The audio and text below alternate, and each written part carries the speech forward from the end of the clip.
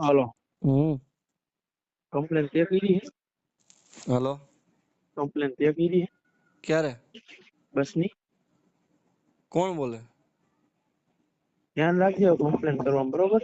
કોણ બોલે હા પણ હું જે બોલતો હોય કોણ બોલે કોણ પણ ધ્યાન રાખજે કમ્પ્લેન બોલે કરવામાં. કોણ બોલે શું ભાઈ કોણ તમારું નામ શું છે નિભાઈ કંસારા. શું થયું તમારી સાથે?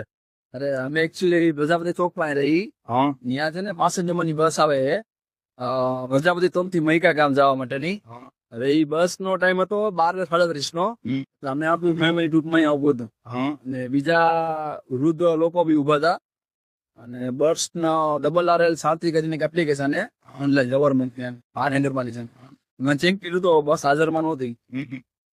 પછી અમે 12 વાગ્યા આવી ગયા હતા ઘરે ને અડધી કલાક ડેટા ત્યાં. હા પછી મારા વાઈફે જોયું પાછું પેલામાં હા આ RRR સાથેમાં તો 12:50 નો દેખાડો. મેં કીધું હજી અડધી કલાક અમે વેઇટ કરી તો પાછા અડધી કલાક વેઇટ કરી હમ. અને 1 વાગી ગયો તો 1 કલાક બેઠા તો બસ નો આવ્યું ગ્રુપમાં. હમ. અને પછી અમે RMC માં કમ્પ્લેન કરી અને કમ્પ્લેન કરી વાતચીત કરી સાહેબ ત્રિકોણબાગની બ્રાન્ચ નંબરે પર. પછી અહીંયા ફોન કર્યો. ત્યાંથી એને એ લોકો એમ કર્યું કે તમે એસપી ના પેટ્રોલ પંપ જેમ કે નાના મોહ સંતોભાઈ તમારી ઓફિસ છે ને અહીંયા દી આવે એટલે અમે અહીંયા એક અરજી આવી છે અને એક RMC કોર્પોરેશન એક અરજી આવી. તો એ બે ટોટલ અરજી આવી છે. અને પછી એના બીજા 2 દિવસ રહીને પછી ફોન આવ્યો હતો ડ્રાઈવર નો કે તમે કોણ બોલો? મેં બોલો ને ભાઈ તમે કોણ બોલો? તો કે આવી રીતે અરજી કરી હતી એમ.